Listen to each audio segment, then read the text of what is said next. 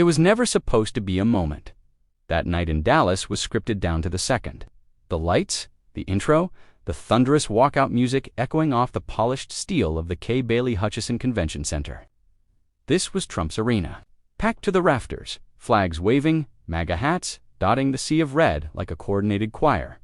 Cameras swiveled, phones hovered above heads like antennas, all tuned to one frequency. Trump. He emerged like a man who knew the room was already his. Wide stance, chin up. That familiar half-smirk riding his face like a mask he'd long stopped removing. He didn't need to say a word. They were already cheering, like they'd rehearsed it. He walked to the podium with the kind of confidence that bordered on entitlement. This was his stage, his spectacle, until it wasn't. Until Denzel Washington walked in, it wasn't loud, it wasn't dramatic, but it changed the air. Like when you hear thunder and realize it's not the sky, it's coming from inside the building. He stepped through the side aisle near the press pen, shoulders squared, jacket crisp, eyes forward, alone. No entourage, no press handlers whispering in his ear. Just one man with a look that said he didn't come for selfies. The audience didn't register it at first. Not fully, not until a few whispers slithered down the rows. Is that Denzel Washington? By the time the second whisper turned into a gasp, Trump noticed. Mid-sentence, we are going to take back our cities, our country, our future. His words caught in his throat, his eyes locked on the movement. And then, the voice. Just 60 seconds, Denzel said. Calm, no mic. Just enough weight to make the room pause. That's all I'm asking. A stillness followed that didn't belong in a rally like this, the kind that makes your breath feel louder than it should. Trump gripped the podium like it might move beneath him. What the hell is this? He barked, glancing off stage. Who let him in? 2 security guards snapped into motion. The crowd began to buzz, uncertain whether to laugh or to boo. The moment was slipping from the pre-written script. But Denzel didn't flinch. He didn't run. He didn't raise his voice. He stood as if the room was already listening, whether they wanted to or not. I was invited, he said, eyes forward. Representative Noah Harav couldn't make it. I came in his place. Trump blinked, stunned. He'd heard the name, a small-time Texas Democrat with a reputation for pulling quiet moves in loud places. This ain't your show, Trump, snapped voice bouncing through the mic, trying to pull the crowd back to him. You want a mic? Start a podcast. Some in the crowd chuckled. Denzel didn't move. I'm not here to perform, he replied. I'm here because this country doesn't belong to one volume. It belongs to all of us, even the ones you ignore. The shift was real now.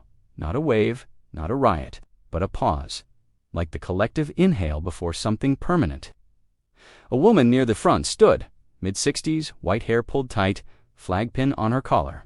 Let him speak, she said, loud enough for the camera mics to catch. Then another voice. Yeah, give him his 60. That one came from the back. A man in a denim jacket with a farmer's tan and folded arms. Trump scoffed. Fine, he snapped, like tossing a bone to a dog. 60 seconds. Say something brilliant, Denzel. He stepped back from the podium, arms wide. Show us the Oscar-winning Patriot Act. Denzel walked not onto the stage, but to the front. He didn't need the height. He stood just beneath the podium, grounded still. I'm not here to argue policy, he began. Because what's happening here, what's happening all over it stopped being about policy a long time ago. It's about people. And the second we hear a name we don't like, we stop listening. The crowd stilled. I grew up 10 miles from here, South Dallas. I used to ride the DART past this very building on my way to school. Never thought I'd stand inside it, asking just to be heard. No camera flashes, no shouting, just silence, the kind of silence that wraps a room in gravity. I don't need you to agree with me. I just want to remind us, we're not enemies, we're neighbors. And if hearing a voice different from yours is enough to make you uncomfortable, then maybe the real threat isn't me. He paused. It's that we've forgotten how to listen. There it was, a single moment, unplanned, unsanitized, unscripted. Trump stood at the edge of the stage, arms folded, jaw tight. He didn't interrupt, he didn't smirk. For once, he didn't speak. Denzel nodded once. That's all, his eyes said, but the room didn't move. Then, from the back corner, a single clap.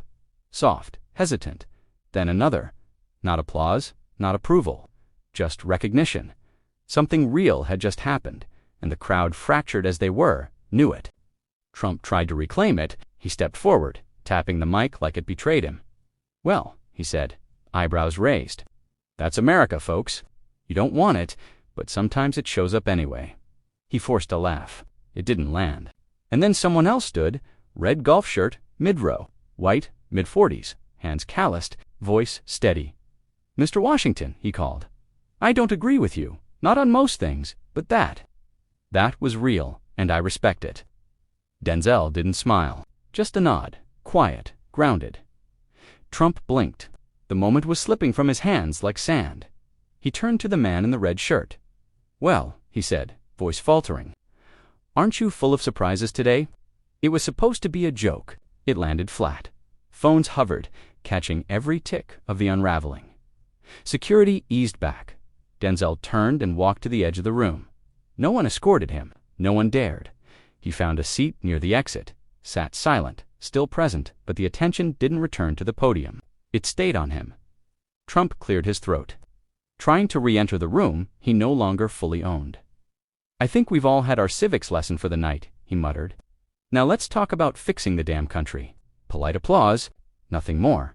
But before he could pivot back into bullet points and border talk, a voice rang out. "Why don't you respond to what he said?" The crowd gasped. Trump froze. "I don't need to respond," he said sharply. "He has his opinion. I have mine, and I was the one invited here." Denzel stood again, quiet, controlled. "I didn't come here for attention," he said. "But maybe, just maybe, some of you came here needing to hear something different. Not better, not perfect, just different." And then he left. No raised fists, no exit music, no mic drop. Just one man walking out of a room he wasn't supposed to be in, having just owned it without ever standing on the stage. But what happened next would leave the ballroom behind. That moment was only the beginning. The room didn't settle. Even after Denzel left, even after Trump tried to reassert control, the rhythm was off. It was like watching someone try to steer a boat after the current's already shifted. He gripped the sides of the podium tighter than before. The usual lines about crime rates, gas prices, and fake news felt thinner now. They bounced off the air like rubber bullets, loud but not landing.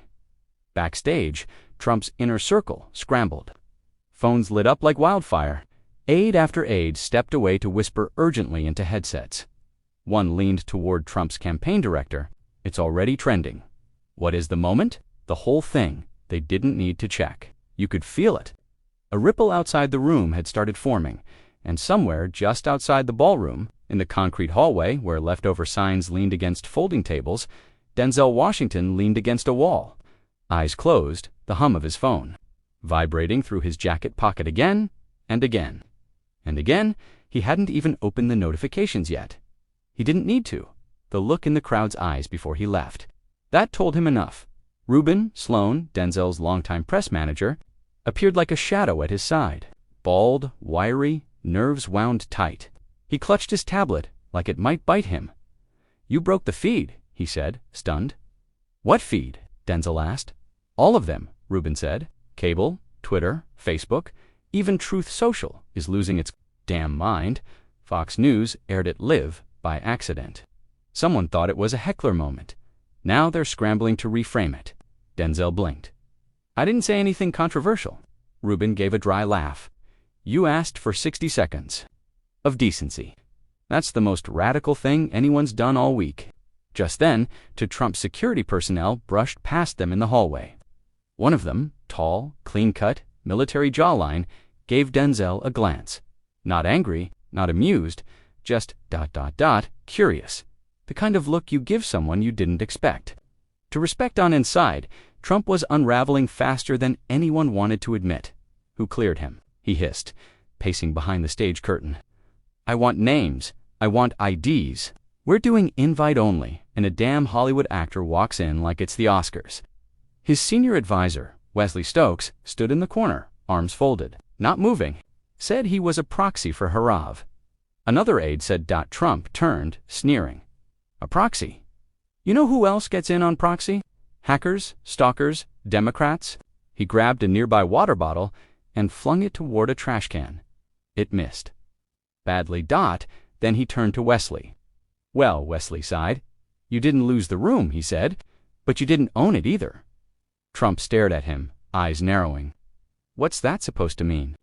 Wesley stepped forward. Calm, dangerous. "It means that people didn't clap for you when he finished. They didn't boo him. They just ... listened." Trump scoffed. "It was staged. You saw that. Too clean, too composed." "That man walked in. Like he rehearsed it." "Maybe," Wesley said, "but that's what made it land." Trump sat heavily on the edge of the folding table, staring into space. "He had the room," he muttered, almost to himself. Just for a second, he had it. Wesley didn't reply, because it was true. Meanwhile, across the parking lot, Denzel was sitting in the back of a black SUV, the engine off, the air thick with silence. Ruben sat beside him, watching a clip on his tablet, the raw footage already uploaded by someone in the third row. "You want to see it?" Ruben asked.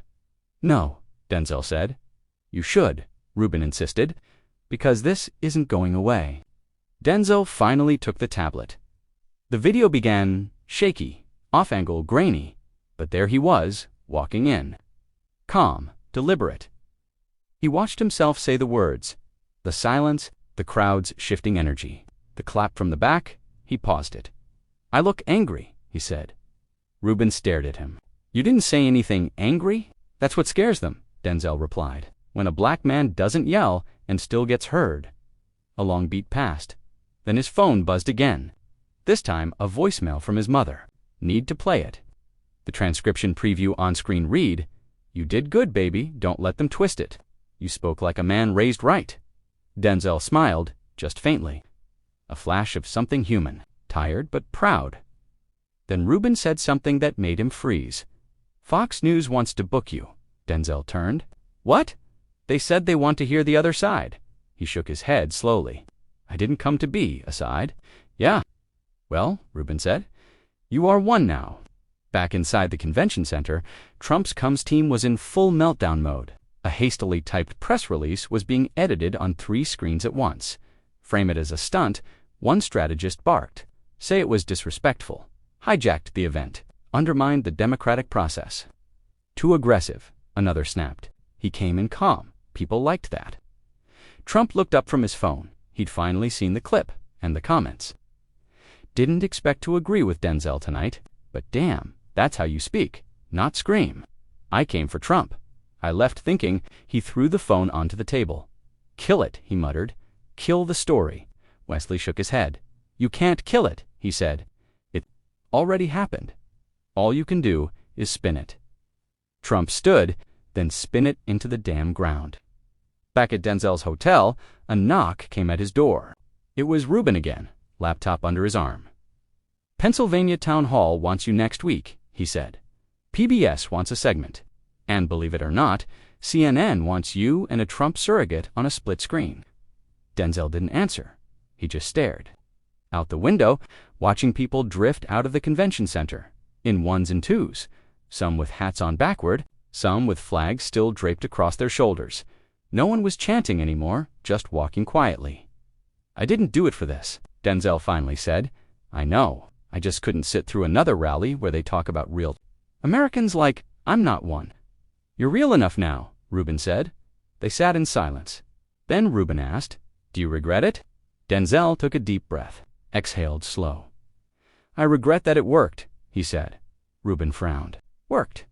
"I said what I've always said, but today it mattered, because I said it in their room, because I didn't raise my voice, because I wore a suit and used soft words." He looked away. That shouldn't be what it takes to be. Heard across the country, the video passed 1 million views. Then to Dot, and then the unexpected. Out near the vendor lot, long after most attendees had left, a small group gathered near the fence.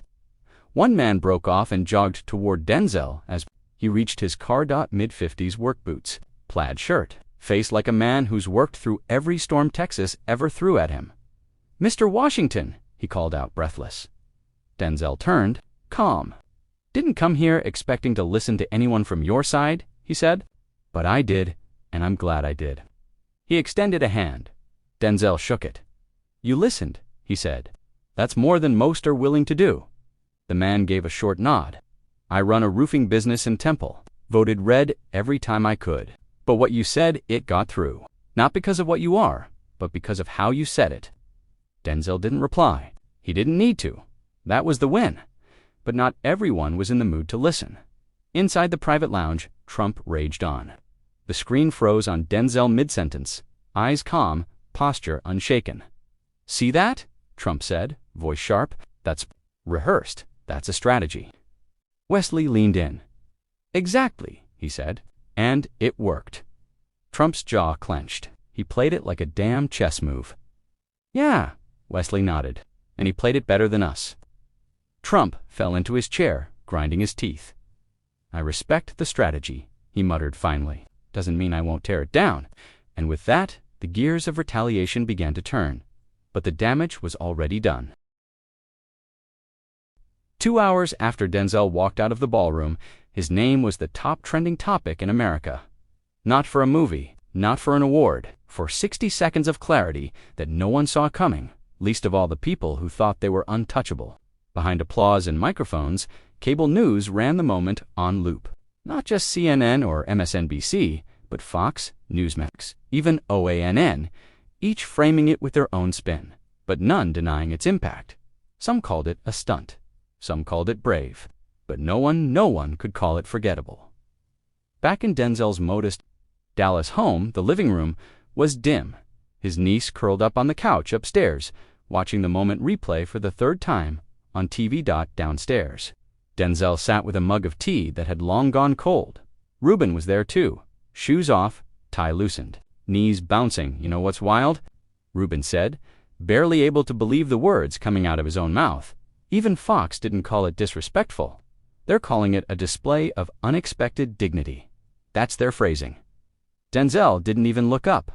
"Unexpected," he echoed, soft, like they expected me to yell. He finally turned his eyes toward Ruben. "They didn't expect me to walk in and be calm. That's what this is about." Ruben looked down. "That's why it worked," he admitted. "Because you walked into a lion's den and didn't try to roar louder than them." Denzel took a slow breath. "I didn't walk in for them," he said.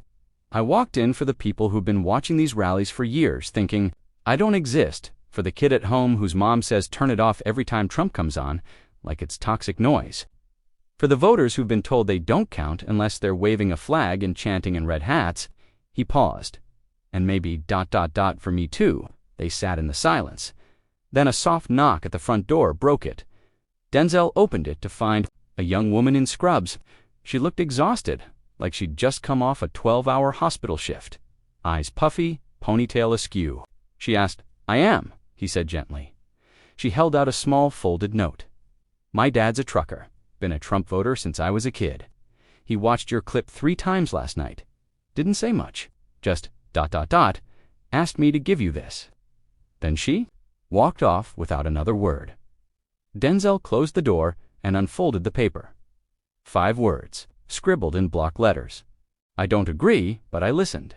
He closed his eyes. That was the whole point. Across the country, something rare was happening, not just debate, reflection, in diners, in barbershops, in gas stations. People weren't screaming about it. They were talking about it. Back in Dallas, the convention center was still humming. But different now, at the coffee station. A group of local delegates stood silently rewatching the video on someone's phone. He wasn't even on the schedule. One said, still stunned. Another, a retired Marine named Jasper Thorne, leaned against the wall, red cap in hand. "I'm a Trump guy," he said simply. "Always have been." But the way that man carried himself, ... he didn't finish. He didn't need to ... It wasn't agreement. But it was respect. Even inside the next panel, a discussion on tax credits. The tension from earlier hadn't left. State Senator Colin Greer stood behind the mic, mid-sentence, and paused. He cleared his throat. "I wasn't going to mention it," he said. "But if we pretend what happened earlier today didn't happen, then we're lying to ourselves." The audience shifted in their seats. Denzel Washington walked into this room, a room that wasn't built for him, and he didn't yell, he didn't insult, he didn't posture. He just spoke like he belonged. That ... Takes guts. A murmur of applause followed. Not loud, but real. Meanwhile, Trump was on the plane. Air Force One sat on the tarmac. But inside, it felt like a war room. His digital director, 28-year-old Alex Sykes, had just shown him the overnight polling shifts. Not major yet, but measurable. He peeled off a few, Alex said. Suburban independents. Some first-time voters. But it's less about who he turned and more about the tone people are quoting. Trump scowled. What tone? Alex flipped. The tablet around a tweet was projected on the screen. He didn't shout, he didn't mock, he just ... made me stop. Trump leaned back, visibly agitated. Do you know how long I've been telling people they're not listening? That we're the voice of the forgotten. He stood, and he walks in for 1 damn minute, and now he's the voice of unity. No one spoke, then Wesley.com, as always, said. Maybe because he didn't come in claiming to be one, Trump narrowed his eyes.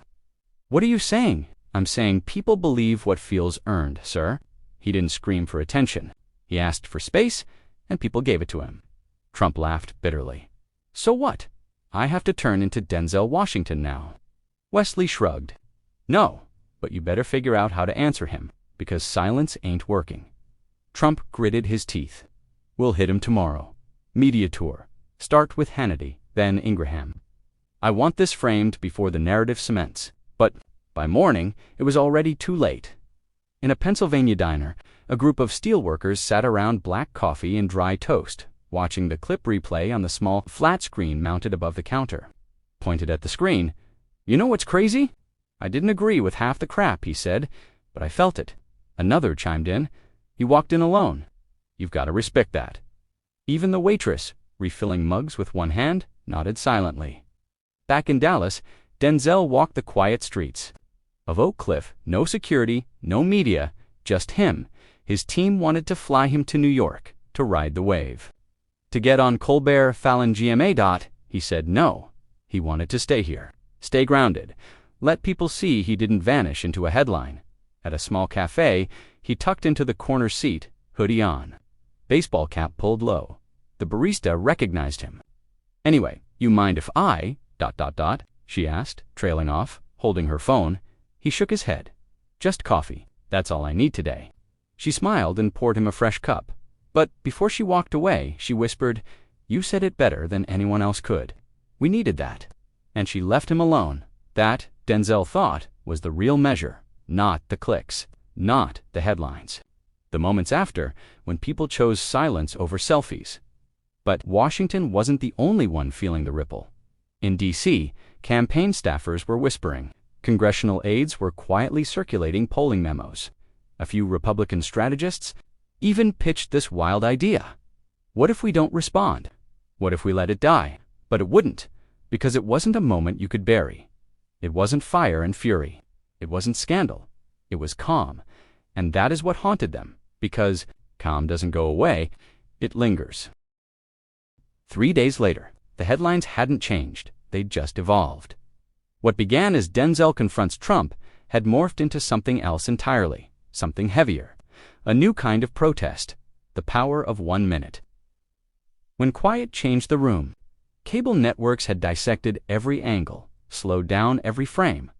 Body language analysts gave commentary debate panels. Couldn't go 5 minutes without someone referencing the Denzel moment, and yet Denzel Washington wasn't speaking, not to the Times, not to CNN, not to anyone. He'd gone quiet. And in that silence, something strange happened. The noise didn't escalate. It just, kept echoing. Town halls started differently. Congressmen quoted the speech in part. Church sermons played it back. One teacher in Des Moines even used the clip to open a 9th grade civics class. Let's talk about courage that doesn't scream, she told her students, in a quiet office on the west side of D.C. A conservative super PAC gathered for an emergency rebrand meeting. We're not calling it the Washington effect, one strategist grumbled, tossing a folder onto the table, but the impact's real. Swing state focus groups say they're still thinking about it, said another. They're not switching sides, but they're rethinking tone, and that matters. An older consultant, gray-haired whiskey voice, leaned back. It's not what he said, he muttered.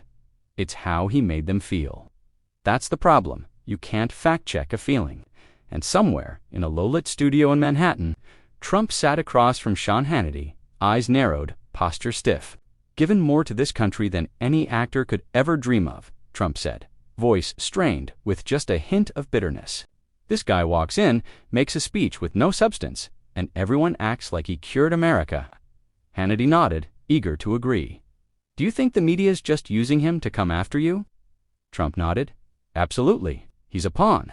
He's a distraction." But even as he spoke, the confidence was shaky, because Trump could command a room. But Denzel had held its soul, and Trump knew it. Meanwhile, Denzel finally agreed to one interview, not with a network, not with a magazine, but with Shelby Dunn, a seasoned local journalist. No big spotlight. Just a folding table, 2 microphones, and a camera crew made up of college interns. She sat across from him in a quiet community center near Oak Cliff.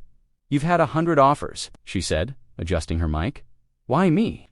Denzel looked at her, that steady, weighty gaze. "Because you were already listening," he said. "Before all this." She smiled, humbled. Then she asked, "Did you plan that moment?" He shook his head.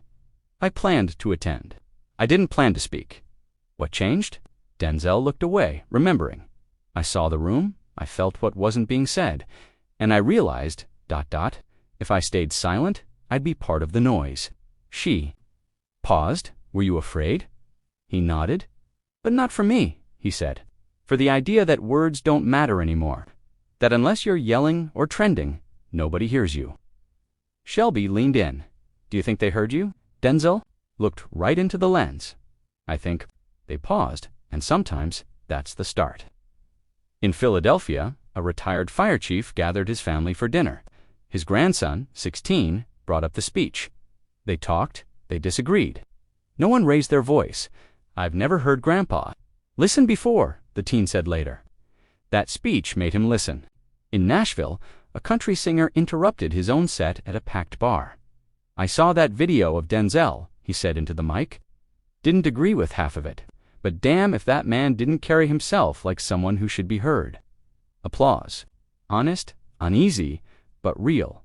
And in Florida, inside one of Trump's inner campaign rooms, panic had turned to planning. A new speech strategy was in the works. "Tone shift," Wesley told the staffers. "We soften up for 1 week, show compassion, meet them where they are." Trump hated it, called it fake, weak, a gimmick. But the numbers weren't lying. The room still hadn't moved on. Back in Oak Cliff, Denzel walked through the neighborhood he grew up in, past the barbershop where his father once got haircuts, the elementary school with a broken fence still untouched. A church marquee now read, "Real courage doesn't yell, it stands." A few kids chased each other across the street. One of them stopped when he saw Denzel. "You're the guy from TV," the boy said, eyes wide. "I guess I am," Denzel replied, crouching to his level. "Why'd you say that stuff to the president?" Denzel thought for a second. "Because someone needed to," he said. "And sometimes the loudest room needs the calmest voice." The boy nodded, like he understood, more than most adults would. At night, the house was quiet again. His niece had fallen asleep. Reuben had gone home. The calls had slowed down, just him, the clip, and a voicemail he'd been avoiding. He finally played it, his father's voice. "Son, ... I've never been prouder of you. And not because of what you said, but how you said it. You didn't try to win. You tried to reach." Denzel leaned back, closed his eyes. At a rally 1 week later, Trump tried to recapture the old rhythm, the chants, the lines, the stage show.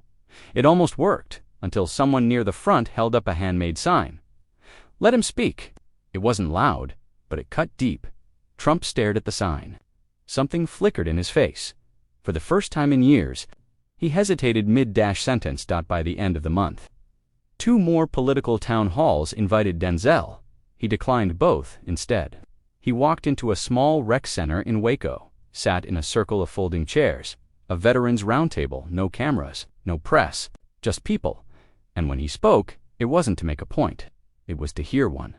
He sat, he listened. He asked, not "Do you agree with me?" but "What do you want to say?" Because, in the end, that's what stuck. Not the applause, not the clapback, but the stillness. The way the room changed, the way people remembered, the way someone finally said, "You don't have to yell to matter." And in an America tearing itself apart with volume, that was the loudest thing anyone had said in years.